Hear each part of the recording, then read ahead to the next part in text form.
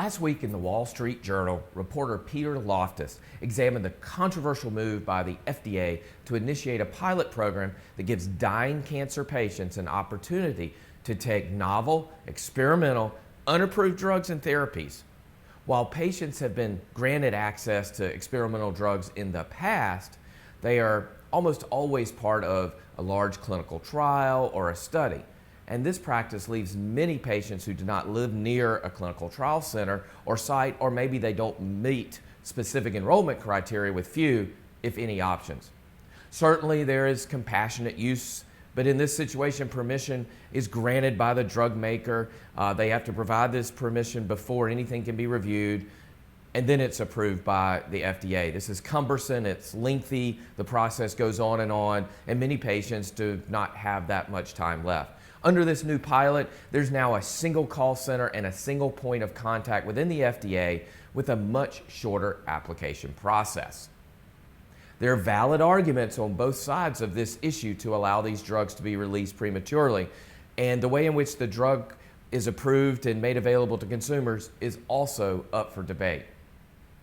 Here's what critics and proponents both have had to say about this issue on long-standing drug approval processes by the FDA. First, let's talk about the pros. Well, as we all know, the FDA is dedicated to making sure that patients are safe when it comes to new drugs through a very rigorous and scientific review and approval process. This review provides physicians and patients with a certain degree of confidence in a particular therapy before they use it. Secondly, many drugs that are developed often have unseen and unknown side effects. The FDA approval and surveillance processes helps identify these and alert both doctors and patients when appropriate. This can happen before, after, and during treatment. Third, the regulation of drug development by the FDA ensures that there is a standard process that all manufacturers must follow. There are no true shortcuts. And this is done really to protect patients from unforeseen negative practices. Okay, here's the cons to the way we do it. Number one, the complicated process at the FDA can make it very difficult to get potentially life-saving drugs approved and in the hands of doctors to treat critically ill patients fast, in time. Second, many patients who have no options have died waiting for a potential new drug to be approved and have no options. Third, the lack of regulation of these drugs or fast-tracked approval processes could result in harm.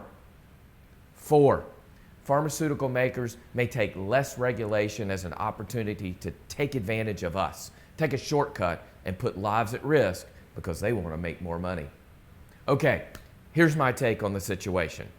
I think it's all about balance. We have to balance patient safety with allowing the compassionate use of a new drug or potential life-saving therapy for patients with incurable diseases. When a patient has no chance of recovery in the eyes of the treatment team, and there is a promising but not yet approved therapy out there, I believe that we should allow the patient the opportunity for access. Now, this must be accompanied by a thorough, shared decision-making process involving the patient, the family if appropriate, and the physician, as well as the pharmaceutical company and the FDA. The FDA should make this process easy, less cumbersome.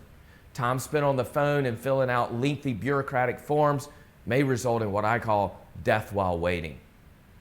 Second, the bigger issue at hand, beyond approval for compassionate use of cancer drugs, is that the FDA must streamline the approval process for all drugs and devices and eliminate the redundancy and paperwork.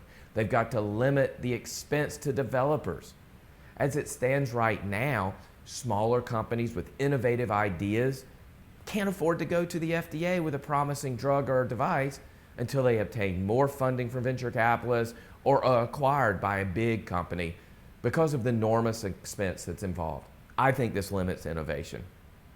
Thirdly, there's got to be a better way to prioritize and categorize drugs for patients who are out of treatment options.